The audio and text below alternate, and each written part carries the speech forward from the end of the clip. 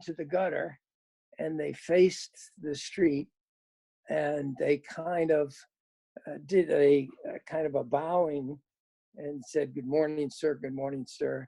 And I said, "Good morning, and have a nice day." And I was on the street, they were in the gutter, and then when I passed them, then they got back up on the street. So when I had that experience, I realized that the way I had been brought up and the way that the ways that occurred in other areas of the country were significantly different. I never would have had that had I not been exposed to it through the service. So for that, I was very thankful, and I opened up my eyes and was paying much more attention to that kind of racial hatred and difference in rights that people had. I also became aware that the services themselves were segregated. And that occurred because I had met a fellow in the service who I was quite friendly with. He was a Black fellow, and he came from Cleveland, Ohio. And I, in the Marines, used to go to bed, one bed on top of another, like bunk beds, what we call bunk beds. Mm-hmm. And the person that I was assigned with had been transferred, and so I did not have somebody that I was living with. And you really wanted to have somebody that you were friendly with and you trusted.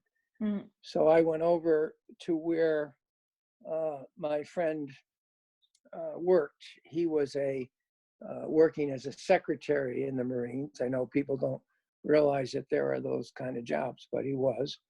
And so I said to him, "Give me your keys, because I know you don't have anybody that is in your bunk area, and I am now having a free bunk area, so I'll move in with you, or you can move in with me, whichever." And so he looked at me in bewilderment, and he handed me his keys, and he said, "You're crazy." And I said, "What do you mean I'm crazy?" And he said, "We can't do that." And I said, "What do you mean we can't do that?" And he said, "Well, just in case you hadn't noticed, I'm Black and you're white." And I said, "Come on, just give me your keys." And so he did, and we moved in together. And he said to me, "We're gonna be in serious trouble with members of our own racial groups." And I said, "Well, that's tough on for the people that are in my racial area, because they better not say anything to me." And so lo and behold, we were, I was threatened, he was threatened, we were threatened. And he came over one day. We stuck it out, and I was very glad we did. It was good for both of us. But what happened was that he said to me, "I want to show you something. I'm going to pick you up with a Jeep."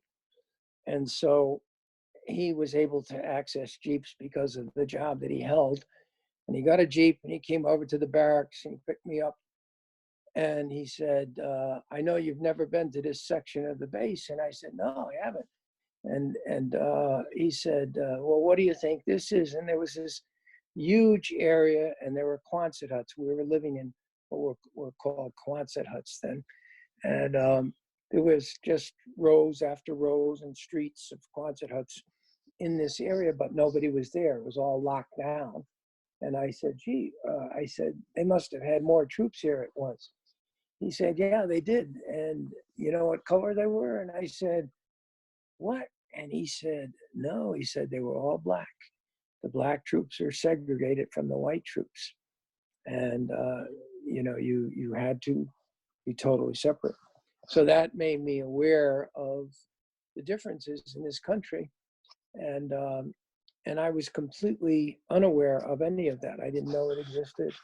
And it made me very angry that it did. And it made me angry that I hadn't been told that. But I think the reason that I hadn't been told it was that was what occurred with people in those days. They wanted to protect their groups from being aware of what was happening.